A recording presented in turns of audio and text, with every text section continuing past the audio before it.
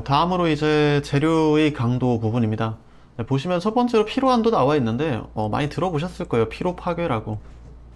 네, 피로 파괴에 저희가 좀 쉽게 오개념을 갖기 좋은 게 클립이나 철사 같은 거 있으면은 그거를 뭐 이렇게 한쪽으로 구부렸다가 반대쪽으로 또 구부렸다가 이렇게 하다 보면은 그게 이제 끊어질 힘이 아닌데 끊어지더라 뭐 이런 것들 많이 들어보셨을 텐데, 그건 피로 파괴는 아니고 피로 파괴랑 비슷한 거죠. 이거는 실제적으로 뭔가 힘이 반복적으로 주어져서라기보다 바우싱거 효과라는 거에 의해서 여기 가운데가 접히는 부분이 이제 경화돼 가지고 떨어지는 건데, 근데 그걸로 이제 생각을 하시면은 이미지화는 굉장히 쉽죠.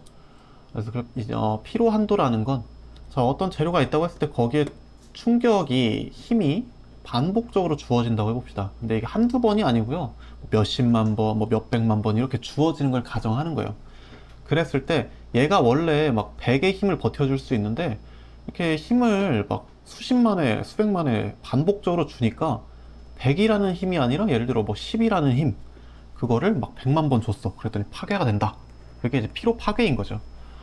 근데 이제 피로 파괴가 일어나지 않는 최대의 힘, 그걸 저희가 피로 한도라고 봐주는 거예요. 그러니까 예를 들어서 100만 번을 줬어. 근데 10을 100만 번 줬을 땐 파괴가 됐는데 9.9를 줬을 때는 막 파괴가 안 돼. 그러면은 이거는 9.9가 이제 피로 한도가 되는 거예요. 자, 이런 식으로 그러니까 반복적으로 힘을 주더라도 파괴되지 않는 최고의 값이다 라고 보시면 될 것 같고, 자, 이거는 여러분들이 한 번씩 읽어보시면 될 것 같습니다.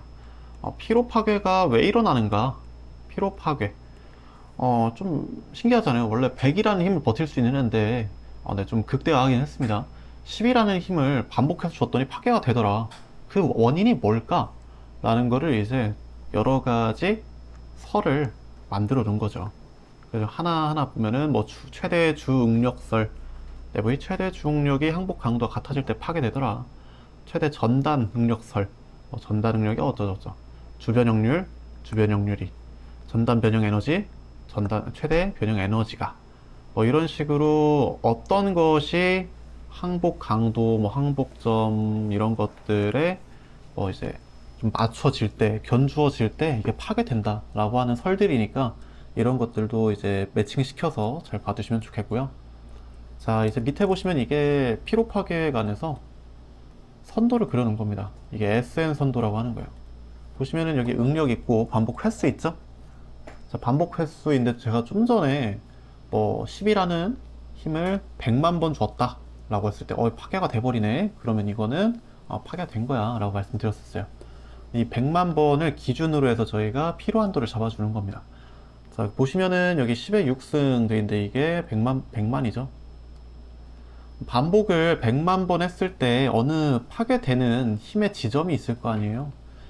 네, 그것들을 이렇게 나타내는 겁니다. 뭐 30이라는 힘을 줬을 때는 10만 번도 채 되지 않게 반복 하중을 줬는데 파괴가 됐고, 뭐 20일 때는 보니까 한 절반 정도네요. 한 50만 번 정도가 될 수 있겠고요. 뭐 그런 식으로 이렇게 이어가다 보니까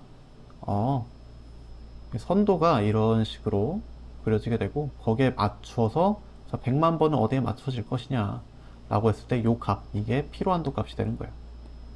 자, 피로 파괴가 뭔지 잘 이제 이해를 하시면 되는 거고, 그리고 거기에서 피로 한도가 어떤 식으로 나타나는지 알고 계시면 되고, 그리고 피로 파괴가 일어나는 이유에 대해서 한 4가지 정도 이렇게 설이 있으니까 이것도 알고 계시면 충분하겠습니다. 자, 그 다음 이제 열 응력인데, 이거는 뭐냐면 예를 들어 어떤 봉이 있다고 해볼게요. 근데 봉이 양쪽 벽에 이렇게 딱 지지되어 있다고 해봅시다. 자, 그랬을 때 요 봉, 이게 우리가 지금 보려고 하는 아주 중요한 재료 혹은 제품입니다. 자, 그랬을 때 얘를 가열시킨다고 해보는 거예요. 가열. 네, 좀 인위적인 상태죠.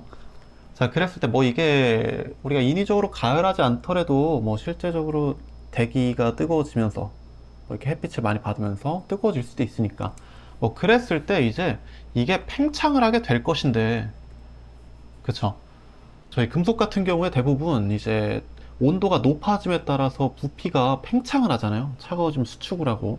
자, 그랬을 때 이제 가열하면은 팽창할 것이고, 그리고 냉각을 하게 되면 수축을 하게 될 텐데, 그때 이제 팽창과 수축에 의해서 내부에 응력이 생긴다는 거예요.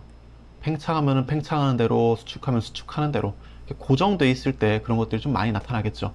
그랬을 때 그거를 이제 팽창하면서 생겨나는 응력, 그리고 수축하면서 생겨나는 응력, 그 내부 응력을 이제 측정을 해줄 건데, 이게 열이 가해지고 아니면 열이 밖으로 이제 뺏겨 나고 그러면서 발생한 응력이니까 그걸 열 응력이라고 하는 겁니다.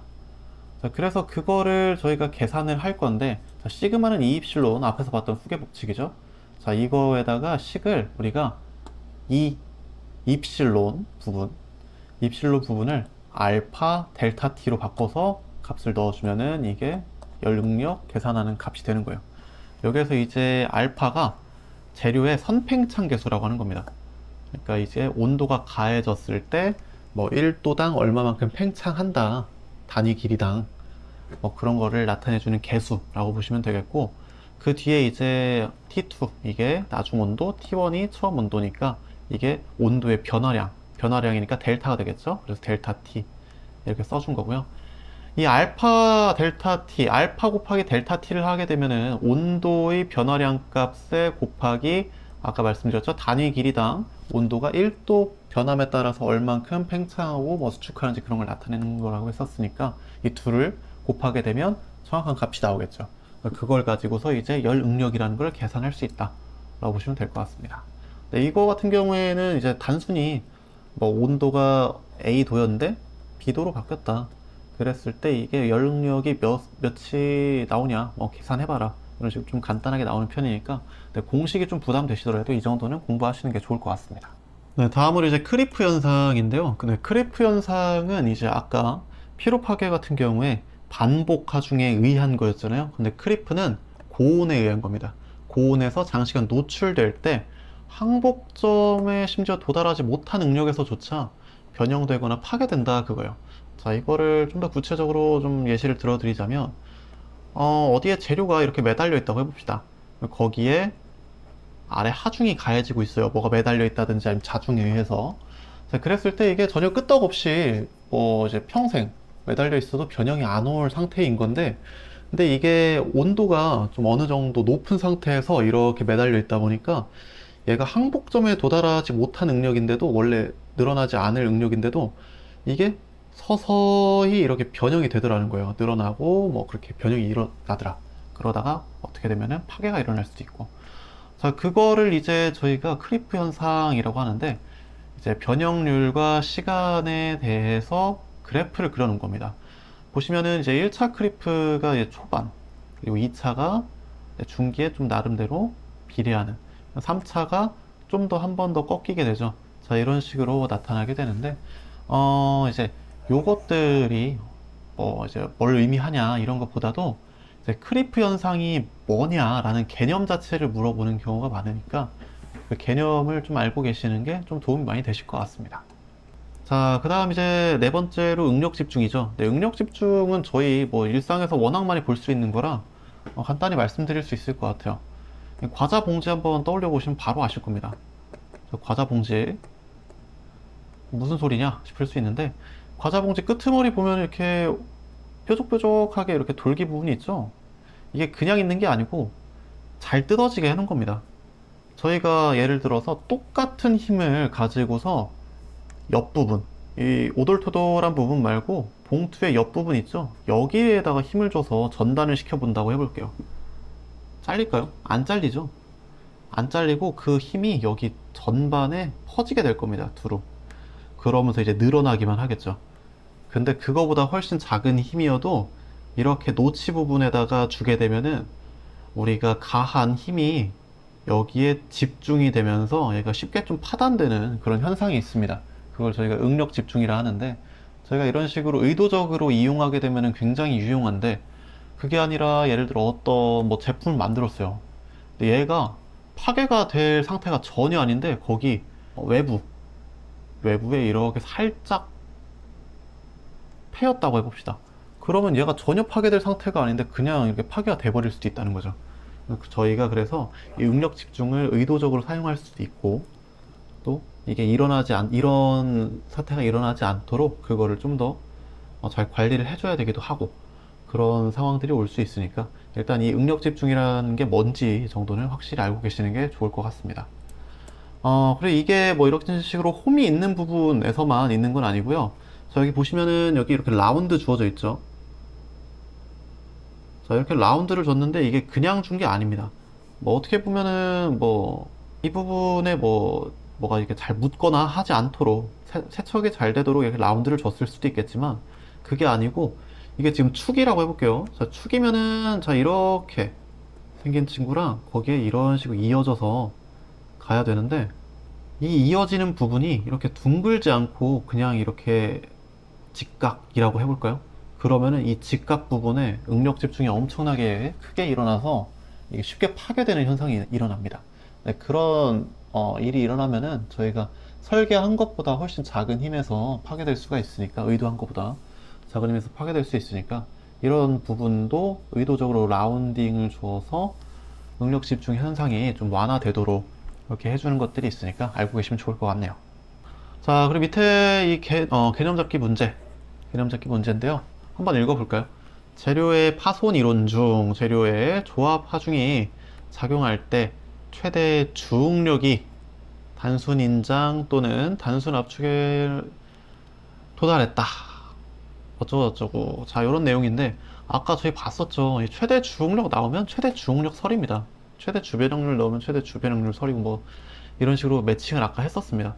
그거 이제 잘 보고 계셨으면은 뭐 쉽게 아실 수 있을 것 같은데요. 이게 사실 좀 더 딥한 내용으로 가게 되면 좀 어려운 부분이 될 수 있는데, 지금 저희는 이거가 뭔지 대충 어느 정도 매칭만 해놓으면은 문제가 해결이 가능한 부분이니까 그 정도로만 해놓으셔도 충분할 것 같네요. 네, 저희 이제 앞에서 봤던 응력에 대한 내용들을 좀 더 확장시켜서 얘기해봤는데, 네, 이런 것들도 문제가 제법 나오는 편이니까 잘 정리하시고 오늘 공부도 마무리하시면 좋을 것 같습니다. 네, 고생 많으셨습니다.